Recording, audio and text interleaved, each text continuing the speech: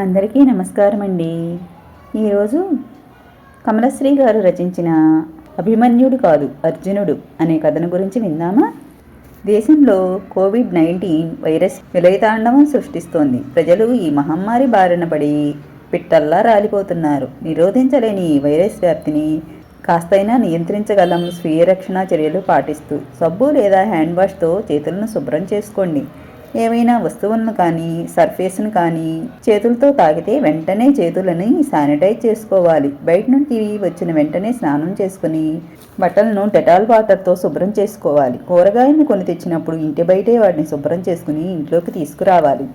Double మాస్కులు ధరించండి. Social distance పాటించండి. ఎడతెరిపి లేని దగ్గు, జలుబు, విపరీతమైన జ్వరం, ఒళ్ళు నొప్పులు 3 రోజుల కంటే ఎక్కువ ఉంటే వెంటనే టెస్ట్ చేయించుకోండి. పాజిటివ్ వస్తే మనోధైర్యం కోల్పోకుండా డాక్టర్ల పర్యవేక్షణలో చికిత్స తీసుకుంటూ ఉంటే ఈ మహమ్మారి బారి నుంచి సులువుగా బయటపడగలరు.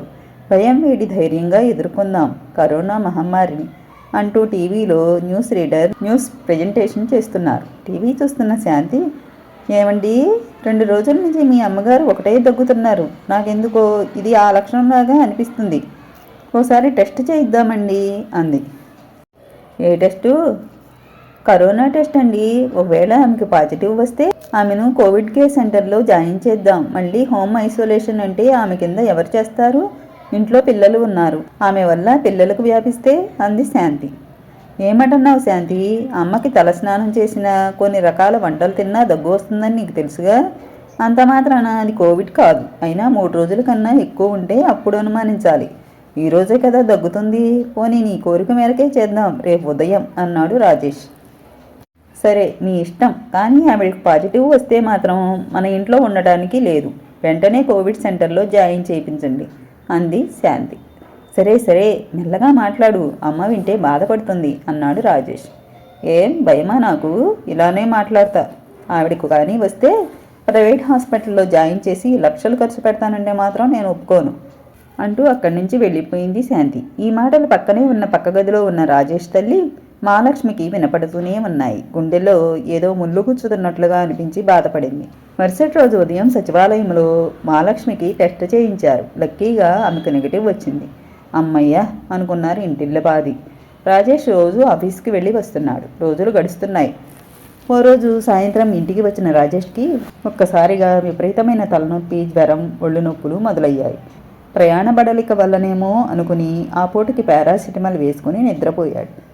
మరుసటి రోజుకి జ్వరం కాస్త ఎక్కువై పైకి లేవడం కూడా కష్టంగా అనిపించింది. జలుబు, దగ్గు కూడా లైట్గా ఎఫెక్ట్ అయ్యాయి. ఎందుకైనా మంచిదని సచివాలయం వాళ్ళకి ఫోన్ చేసి తనకి కోవిడ్ టెస్ట్ చేయమని రిక్వెస్ట్ చేశాడు. వాళ్ళు వచ్చి టెస్ట్ చేయగా రాజేష్కి పాజిటివ్ అని తెలిసింది. దాంతో శాంతిలో భయం మొదలైంది. ఇన్ని రోజులుగా ఈయనతో కలిసి తింటూ పడుకుంటూ ఉన్న నాకు వచ్చిందా ఏంటి అనుకుంటూ తనకి పిల్లలకి కూడా టెస్ట్ చేయమని చెప్పింది. వాళ్ళకి నెగిటివ్ వచ్చింది. వ్యాధి తీవ్రత తక్కువ ఉంది కాబట్టి ఇంట్లో ఉండడమే మంచిదని సలహా ఇచ్చారు సచివాలయం వాళ్ళు. అలాగే అని రాజేష్ ఇంట్లోనే ఒక గదిలో హోమ్ ఐసోలేషన్లో ఉంటున్నాడు. అతనికి కావలసినవి ఎప్పటికప్పుడు అందిస్తుంది శాంతి దూరంగా ఉంటూనే. కానీ ఓ మాట కూడా మాట్లాడకుండా కలుపు అవతల వస్తువులు, భోజనం పెట్టి డోర్ తట్టి వెళ్ళిపోతుంది. రాజేష్లో ఏదో బాధ. కాస్త అభిమానంగా మాట్లాడితే ఏమవుతుంది? పక్కనే కూర్చునే పరిస్థితి కాదని తనకి తెలుసు. కానీ తలుపుల అవతల ఉండి అయినా ధైర్యం కలిగించే వాక్యాలు మాట్లాడితే అది రోగికి దివ్యౌషధంగా పనిచేసి వెంటనే నయమవుతుందేమో. కానీ శాంతి ప్రవర్తన వల్ల నయం కాకపోగా రోజురోజుకి రాజేష్ దిగజారిపోతున్నాడు. పోనీ తను వెళ్ళి కొడుకుతో మాట్లాడదామనుకున్నా, మీరు ముసలివాళ్ళు, మీరు గనక వెళ్ళారనుకో తొందరగా అటాక్ అవుతుంది. దయచేసి గది దాటి బయటకు వెళ్ళకండి, కోడలు హుకుం జారీ చేసింది. ఒకవేళ బయటకు వెళితే ఎన్ని మార్లు పడాల్సి వస్తుందో అనుకుంటూ గదిలోనే ఉంటూ కుమిరిపోతుంది మహాలక్ష్మి.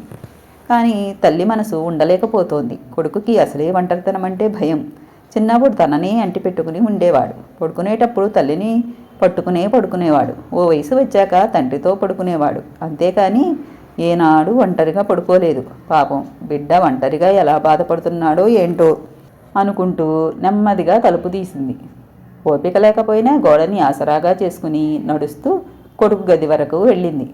తలుపుకి అవతలే ఉండి, నాయనా రాజు అంటూ పిలిచింది. నిద్ర పట్టగా అలా సీలింగ్ వైపే చూస్తున్న రాజేష్ తల్లి గొంతు వినగానే అమ్మా అన్నాడు. ఏం నాయనా ఇంకా పడుకోలేదా? లేదమ్మా, నిద్ర పట్టడం లేదు. పడుకోవాలి కదా నాన్న, లేదంటే నీరసించిపోవు. నీకు తెలుసు కదా అమ్మా, నాకు ఒంటరిగా నిద్ర పట్టదని. అందుకే వచ్చాను నాన్న. నేను ఏదో ఒకటి చెప్తూ ఉంటాను, నువ్వు పడుకో. మేల్కొని ఉన్నంత వరకు ఊకొట్టు. నువ్వు ఊకొట్టకపోతే పడుకుండిపోయావనుకుని వెళ్ళిపోతాను, సరేనా? సరే అమ్మా. నీ గొంతు ఎందుకో భయంగా వినిపిస్తోంది. భయమేస్తుందమ్మా, నాకేమవుతుందో అని. భయమా? నా కొడుక్క చిన్నప్పుడే చావును దాటి వచ్చినా నీకా భయము? అమ్మా, నువ్వేం చెప్తున్నావో అర్థం కావడం లేదు. నేను చావును జయించడం ఏంటి? అవునా ఆయన, పుట్టిన 9 నెలలకు నీకు విపరీతమైన జ్వరం, ఒళ్ళు వేడితో పొగలు కక్కుతోంది. మందులు పట్టినా నీకు తగ్గలేదు. ఉన్నట్టుండి ఫిట్స్ రావడం మొదలయ్యింది. వెంటనే హాస్పిటల్కి తీసుకుని వెళ్ళాము. డాక్టర్లు చూసి కొన్ని పరీక్షలు చేయాలని చెప్పారు. చేశాక నీకు న్యూమోనియా వచ్చిందని, ఫిట్స్ కూడా వస్తున్నాయంటే పరిస్థితి ఏంటో చెప్పడానికి 24 గంటల సమయం పడుతుందని చెప్పారు. ఆ వయసు పిల్లలకి న్యూమోనియా వస్తే బ్రతకడం చాలా కష్టం. దేవుడి మీదే భారం వేద్దామని చెప్పారు డాక్టర్లు. అంతవరకు నిన్ను వారి పర్యవేక్షణలో ఉంచాలని చెప్పారు. నిన్ను ఓ గదిలో ఉంచి ఎవరినీ లోపలికి పంపించేవారు కాదు. పాలు పట్టాల్సిన సమయానికి నన్ను లోపలికి పంపించేవారు. తల్లి ఒడిలో సేద తీరాల్సిన నీ ఒంటికి, ముక్కుకి, చేతులకి ఏవేవో పెట్టారు. నిన్న పరిస్థితుల్లో చూడగానే నా గుండె చెరువైపోయేది. నీకు పాలు పడుతూ నేను ఏడిస్తే అది చిట్టి గుండెకి ఎక్కడ తెలుస్తుందో అనుకుని బాధని పంటి దిగువన భరిస్తూ నీకు పాలు పట్టేటప్పుడు ఏవేవో మాట్లాడుతూ ఉండేదాన్ని. అవి నీకేం అర్థమవని తెలుసు, కానీ అవి నీ చెవులకు సోకి నా తల్లి నాతోనే ఉంటుందని, ధైర్యం కలుగుతుందని అలా చేసేదాన్ని. తల్లిని కదా, అలాగైనా నీ ఆరోగ్యం కుదుటపడుతుందేమో అనే ఆశ. ఓ వారం గడిచాక నీ ఆరోగ్యంలో మార్పు కనిపించడం మొదలయ్యింది. ఎప్పుడైతే నీ ఆరోగ్యంలో మార్పు కనబడిందో డాక్టర్స్ నీతో నన్ను ఉండమని చెప్పారు. నా ఆలనలో నీ ఆరోగ్యం బాగానే కుదుటపడింది. నన్ను చూస్తూ నవ్వుతూ ఉండేవాడివి. పాలు తాగుతున్నంతసేపు ఓ చేత్తో నా చేతిని పట్టుకునే ఉండేవాడివి. నా మాటలు వింటూ అలా పడుకునేవాడివి. అలా నీ ఆరోగ్యం కుదుటపడి ఇంటికి చేరుకున్నావు. డాక్టర్లందరూ నా చెరువులో నా మాటలు వెనుకున్న ఆప్యాయతలో నువ్వు కోలుకున్నావని చెప్పారు. తల్లి ప్రేమ ఎన్ని అద్భుతాలైనా చేయగలదని చెప్పారు. ఇక అప్పటి నుంచి నీ పెళ్ళి అయ్యేంతవరకు నా కొంగు పట్టుకునే ఉండేవాడివి. అందరూ అమ్మకూచి అమ్మకూచి అంటూ హేళన చేస్తున్నా నా తల్లే నా ధైర్యం. తను తోడుగా ఉంటే నేను ఎన్ని సమస్యలనైనా ఎదుర్కొంటా అనేవాడివి. మరి ఇప్పుడెందుకు ధైర్యం కోల్పోతున్నావు? ఈ మాయదారి కరోనా ఏం చేస్తుందా అనే? నీ అధైర్యమే దాని బలం, నీ అశక్తతే దాని శక్తి. దాన్ని శక్తివంతుడిని చేస్తావా? నువ్వు ధైర్యవంతుడివి అని మరోసారి రుజువు చేసుకుంటావా? నీ ఇష్టం అని చెప్పడం ముగించింది. తల్లి చెప్తుంది వింటున్న రాజేష్లో గుండె ధైర్యం పెరుగుతోంది. అమ్మా, చిన్నపిల్లాళ్ళ ఉన్నప్పుడే చావును దాటి వచ్చిన నేను ఈ కరోనా మహమ్మారి నుంచి కూడా బయటపడతాను. దాని పద్మవ్యూహంలో నుంచి బయటపడి నేను అభిమన్యుణ్ణి కాదు అర్జునుణ్ణి అని రుజువు చేస్తాను అని బదులిచ్చాడు. అది నా కొడుకంటే అలా ఉండాలి. అలా ఉంటే ఎంత పెద్ద రోగమైనా ఇట్టే తగ్గిపోతుంది అంది మహాలక్ష్మి. నువ్వు నాతోనే ఉంటే ఎంత పెద్ద కష్టమైనా ఇట్టే దాటేస్తా అమ్మా. నువ్వు వెళ్ళి పడుకో, నేను పడుకుంటా అన్నాడు రాజేష్. సరేనాయనా అని అక్కడి నుంచి నెమ్మదిగా తన గదికి చేరుకుంది మహాలక్ష్మి. అలా రోజు రాత్రిపూట మహాలక్ష్మి రాజేష్ గది వరకు వెళ్ళి అతడితో మాట్లాడేది. ఓ రోజు రాత్రి దేనికోసమూ నిద్రలేచిన శాంతి కొడుకు గది బయటే ఉండి మాట్లాడుతున్న మహాలక్ష్మి కనబడింది. తనకేమవుతుందో అనే భయంతో గది ముందు కాసేపు కూడా వండకుండా వెళ్ళిపోయేదాన్ని. కానీ అత్తయ్య మాత్రం కన్నప్రేమ చంపుకోలేక ఆ గది వరకు వెళ్తూ ఆయనలో ధైర్యాన్ని నింపుతోంది. ఎంతైనా తల్లి తల్లే కదా. కన్నప్రేమని చంపుకోలేక కళ్ళ ముందు బిడ్డ బాధపడుతుంటే చూస్తూ ఉండలేక ఇలా చేస్తుంది. అంత ధైర్యం తెగువ నాకు లేకపోయే అని తను ఇన్నాళ్ళు చేసిన దానికి సిగ్గుపడింది.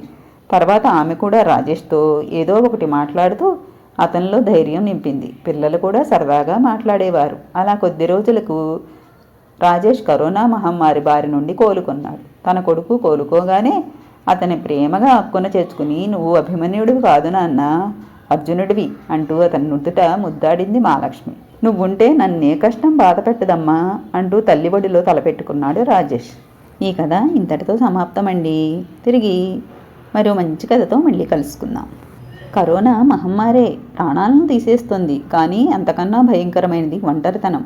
దానివల్ల రోగిలో మానసిక ధైర్యం కోల్పోయి ప్రాణాలు పోయే పరిస్థితి వస్తుంది. అలా రాకుండా ఉండాలంటే అతను ధైర్యంగా ఉండాలి.